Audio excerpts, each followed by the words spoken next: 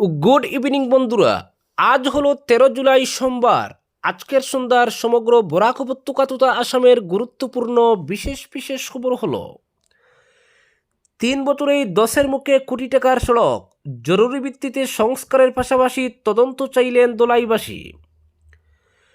গ্রামীণ যোগাযোগ ব্যবস্থার উন্নয়নের লক্ষ্য নিয়ে কোটি কোটি টাকা ব্যয়ে নির্মিত হয়েছিল সড়ক, কিন্তু নির্মাণের 3 বছরও পূর্ণ হওয়ার আগেই সড়কে দেখা দিয়েছে বড় বড় ফাটল, ধস এবং নদী ভাঙ্গনের কোরাল থাবা। ফলে দোলাইয়ের জামালপাড় পালংঘাট ধর্মী সংযোগী সড়ক এখন মানুষের উদ্বেগ, ক্ষোভ ও অনিশ্চয়তার কারণ হয়ে দাঁড়িয়েছে। জানা গেছে, কেন্দ্র সরকারের প্রধানমন্ত্রী গ্রাম সড়ক যোজনার অধীনে নির্মিত এই গুরুত্বপূর্ণ সড়কটির কাজ শুরু হয় 2022 সালের 22 অক্টোবর। সরকারি নথি অনুযায়ী প্রায় 5.03 কিলোমিটার দীর্ঘ এই সড়ক নির্মাণে ব্যয় হয়েছে 3,85,90,000 টাকা। প্রকল্পটির রক্ষণাবেক্ষণের দায়িত্ব 21 অক্টোবর 2027 পর্যন্ত নির্মাণকারী সংস্থার উপর বর্তায়। কিন্তু সেই মেয়াদ শেষ হওয়ার আগেই সড়কের বিভিন্ন স্থানে ভাঙ্গন ও ধসের চিত্র সামনে আসায় নির্মাণের গুণগত মান নিয়ে প্রশ্ন উঠেছে।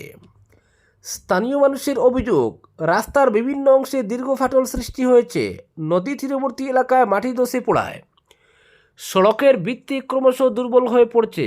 কোথাও কোথাও রাস্তার পাশ ভেঙে যেতে শুরু করেছে।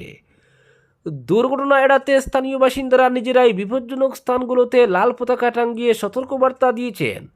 সংশ্লিষ্ট দপ্তরের পক্ষ থেকে এখন পর্যন্ত স্থায়ী সংস্কার বা প্রতিরোধমূলক কোনো কার্যকর পদক্ষেপ করা হয়নি। স্থানীয়দের আরও অভিযোগ, নদী ভাঙ্গন প্রবণ এলাকায় সড়ক নির্মাণের সময় প্রয়োজনীয় প্রকৌশলগত সুরক্ষা ব্যবস্থা গ্রহণ করা হয়নি। নদীর তীর সংরক্ষণ, রিটেইনিং ওয়াল কিংবা শক্তিশালী প্রতিরক্ষা বাঁধ নির্মাণে অবহেলার ফলেই আজ এই পরিস্থিতির সৃষ্টি হয়েছে। পাশাপাশি নির্মাণ কাজের মান ও তদারকি নিয়েও প্রশ্ন তুলেছেন এলাকাবাসী। তাদের মতে, সরকারি অর্থে নির্মিত একটি গুরুত্বপূর্ণ সড়ক এত অল্প সময়ের মধ্যে ক্ষতিগ্রস্ত হওয়া কোনোভাবেই গ্রহণযোগ্য নয়। জামালপাড়, পালংঘাট, ধর্মীসহ আশপাশের একাধিক গ্রামের মানুষের কাছে এই সড়কই প্রধান যোগাযোগের মাধ্যম। প্রতিদিন শিক্ষার্থী, কৃষক, ব্যবসায়ী, চাকরিজীবী ও রোগী সহ শত শত মানুষ এই পথ ব্যবহার করেন। ফলে সড়কটির বর্তমান বেহাল অবস্থা শুধু দুর্ভোগই বাড়াচ্ছে না, জননিরাপত্তার জন্য বড় হুমকি হয়ে উঠেছে।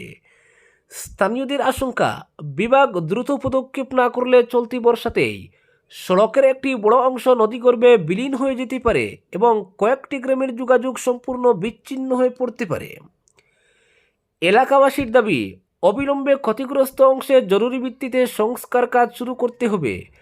পাশাপাশি নির্মাণ কাজের মান নিয়ে উচ্চ পর্যায়ের নিরপেক্ষ তদন্ত, নদী ভাঙ্গন রোধে স্থায়ী প্রতিরক্ষা ব্যবস্থা গ্রহণ এবং প্রকল্প বাস্তবায়নে কোনো অনিয়ম বা গাফিলতির প্রমাণ মিললে সংশ্লিষ্ট ঠিকাদার ও দায়িত্বপ্রাপ্ত কর্মকর্তাদের বিরুদ্ধে কঠোর প্রশাসনিক পদক্ষেপ করতে হবে।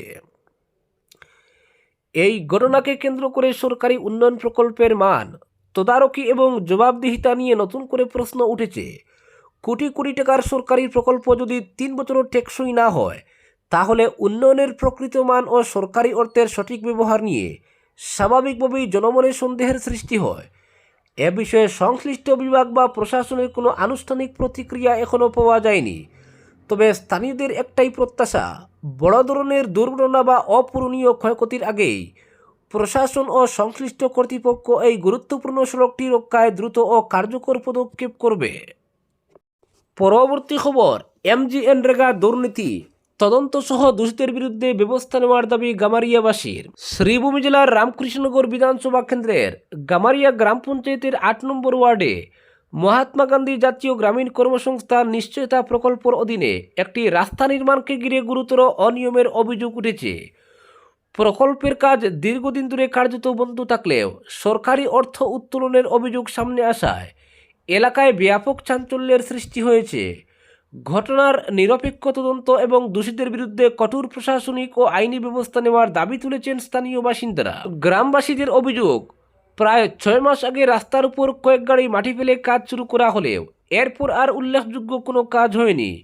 বর্তমানে প্রকল্পটি অর্ধসমাপ্ত অবস্থায় পড়ে রয়েছে, কিন্তু সম্প্রতি প্রকল্পের বরাদ্দ অর্থ উত্তোলনের খবর প্রকাশ্যে আসায় প্রশ্ন উঠেছে, বাস্তবে কাজ না হলেও সরকারি নথিতে কীভাবে কাজের অগ্রগতি দেখানো হয়েছে এবং কোন ভিত্তিতে অর্থ তোলা হয়েছে। অভিযোগ আরও, সরকারি অর্থ আত্মসাতের উদ্দেশ্যে পরিকল্পিতভাবে কয়েকজন ঘনিষ্ঠ জব কার্ডধারীকে প্রকল্পস্থলে উপস্থিত দেখিয়ে হাজিরা নথিভুক্তি করা হচ্ছে, আর সেই হাজিরার ভিত্তিতেই শ্রমিকদের মজুরি এবং প্রকল্পের অর্থ উত্তোলন করা হয়েছে বলে দাবি স্থানীয়দের। অথচ এলাকাবাসীর বক্তব্য, নিয়মিত কোনো শ্রমিককে সেখানে কাজ করতে দেখা যায়নি এবং রাস্তার উন্নয়নেরও কোনো দৃশ্যমান অগ্রগতি নেই। গ্রামবাসীদের অভিযোগের কেন্দ্রে রয়েছেন সংশ্লিষ্ট জিআরএস ইন্দ্রজিৎ দাস এবং 10 নম্বর ওয়ার্ড সদস্য মিঠুন দাস। তাদের ভূমিকা, শ্রমিকদের উপস্থিতি নথিভুক্তকরণ এবং সরকারি অর্থ ব্যয়ের পুরো বিষয়টি প্রশাসনের পক্ষ থেকে তদন্ত করে প্রকৃত তথ্য প্রকাশ্যে আনার দাবি জানানো হয়েছে। অন্যদিকে 8 নম্বর ওয়ার্ড সদস্য হাসনা খাতুনের সঙ্গে যোগাযোগ করা হলে তিনি জানান, সংশ্লিষ্ট প্রকল্প কিংবা অর্থ উত্তোলনের অভিযোগ সম্পর্কে তার কোনো ধারণা নেই।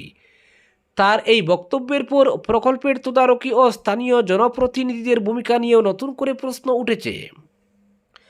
এলাকাবাসীর আরও অভিযোগ, সরকারি নিয়ম অনুযায়ী প্রকল্পস্থলে বাধ্যতামূলক তথ্যফলক বসানো হলেও এই প্রকল্পে তা করা হয়নি।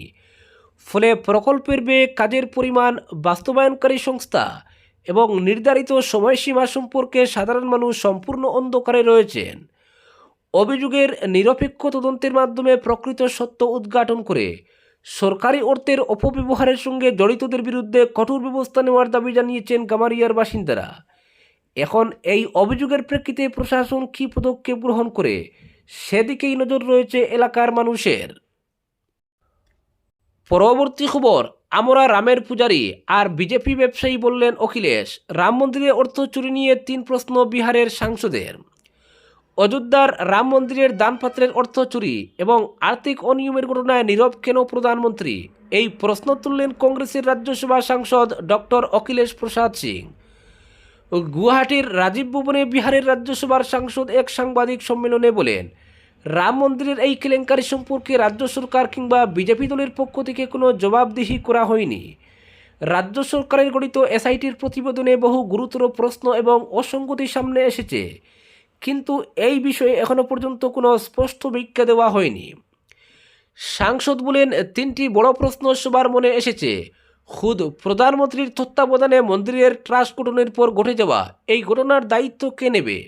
যদি সব কিছু ঠিকই ছিল, তাহলে সম্পত রায় এবং অনিল মিশ্রের পদত্যাগ কেন নেওয়া হলো? যদি কোনো অনিয়ম না হয়ে থাকে, তাহলে কংগ্রেসের দাবি অনুযায়ী সুপ্রিম কোর্টের তত্ত্বাবধানে স্বাধীন তদন্তে সরকার ভয় পাচ্ছে কেন?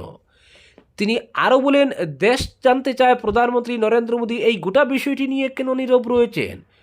চম্পত রায়, অনিল মিশ্র, গোবিন্দ দেবগিরি, গোপাল রাও এবং ট্রাস্টের অন্যান্য পদাধিকারীরা কি এই পুরো প্রক্রিয়ায় জবাবদিহির বাইরে থাকবেন?